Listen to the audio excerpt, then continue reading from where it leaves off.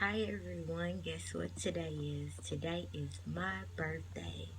Thank you to everyone who has been writing on my page.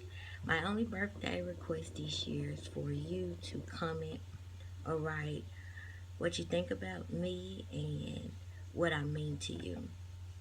As I embark on a new year, I first must close this one out. I'm a school teacher, and one day I took my class out to recess. While walking them out, some pebbles got into my shoe. I never noticed or recognized the pebbles that are all around the playground until they got into my shoe. While in my shoe, they became a distraction and annoyance, and at one point I even had to stop and remove my shoe and dump them. While doing this, I noticed other people walking and running past me. It delayed me to my arrival. As I began to dump the rocks out of my shoes, God immediately began to minister to me. And the passage that came to mind came out of Second Corinthians chapter 12, verses 7 through 9. In this passage, the Apostle Paul begins to say how he asked God 3 times to remove the thorn from his flesh. And God simply responded by telling him that his grace was sufficient and that in Paul's weaknesses, that's when God's strength was able to be shown. The Apostle Paul never tells us or reveals to us what the thorn was in his flesh. Might I suggest to you that the reason why he leaves this untold is for us to find the commonality between him and us in 2015.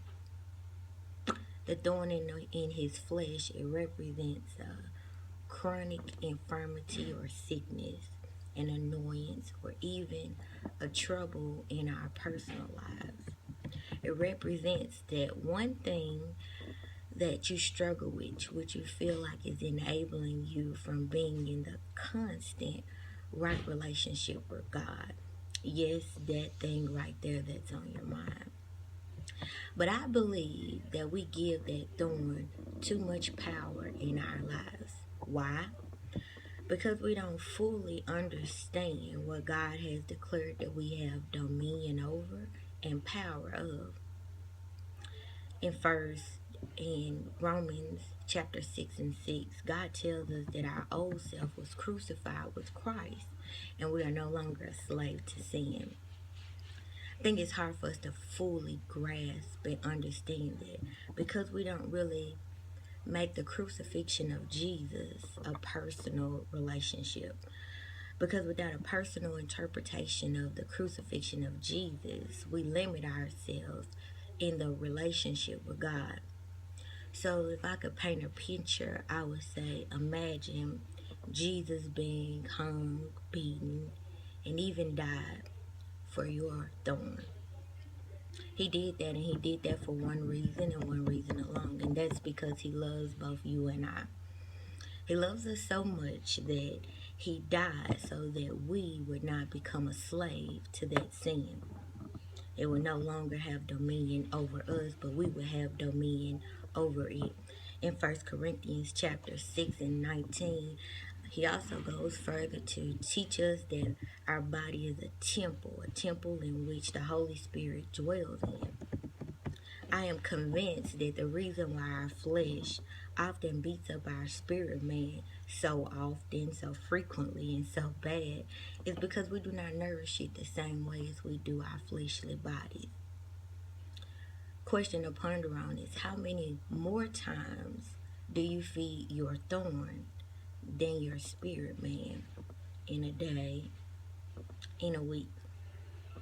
I encourage you this week to do something different. 1 Corinthians chapters 1 and 30, it also goes further to tell us that in Jesus Christ I have wisdom, redemption, and sanctification. Wisdom is the quality of having experience or the application of knowledge. This is for free. This is for the job seeker who feels as though they lack experience. I pray that God reveals your wisdom in your next interview. In other areas of your life during the interview, so that job may see that you are more than capable of the job at hand, because it is possible for you to have a lot of knowledge, the know-it-alls.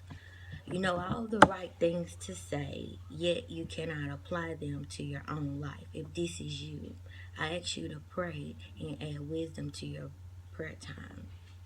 God has given us righteousness. Righteousness is the ability to do what is right. Do is an action word. Sometimes we know, which is knowledge, but do not do, which is the action. Know that with God we have the ability to do what is right, which includes saying no to the flesh. God has given us sanctification. Sanctification is the ability to live a holy life in 2015, the ability to live by those 10 commandments. God has also given us redemption. Redemption is the action of saving us from sin. It is God's plan and intention to redeem both you and I from our thorns if we allow Him to. So when the Apostle Paul writes that he cried out to God 3 times and all God responded was by saying His grace was sufficient, you too may feel as though you have asked God to remove the desire or the want or the need, the urge to prevent you from that thorn.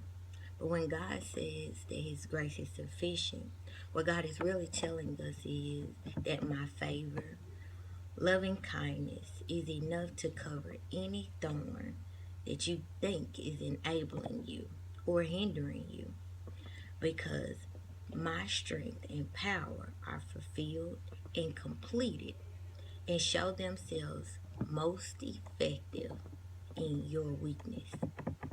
So after Paul understood this, he goes on to say, well, if that's the case, then Lord, I give you glory, and I am no longer ashamed of my thorn, because the strength and power of Christ dwell upon me. For when I am weak in human strength, then I am truly able and powerful in your divine strength. When I call upon your name, Jesus, because I know that you have already died for this. So I encourage you to stand with me, that we're no longer ashamed by whatever our thorns are, because with God all things are possible. If you have been blessed by this, I encourage you to like, share, and to comment this. Be blessed, and I hope your day is as amazing as mine.